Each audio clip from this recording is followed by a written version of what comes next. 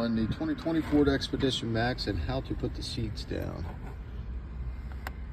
To put both seats down in the back, all you do, there's a middle button right here. You press that, and as you see, both seats will automatically come down. Very nice feature. And if you want to put them down individually, you have your third row left, third row right, and they will come down individually. And then to put the second row down, just press that. Your middle comes down. And then if you want to put them back up, all you would do is press that, and the third row automatically comes up.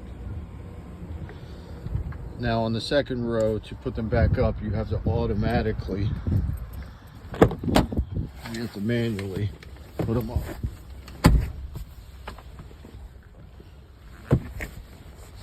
And they'll come up. So that's how you put the seats down on Ford Expedition Max. As you see, these things got lots of room. They're beautiful vehicles. PA's #1 Ford store, Twin Pine Ford.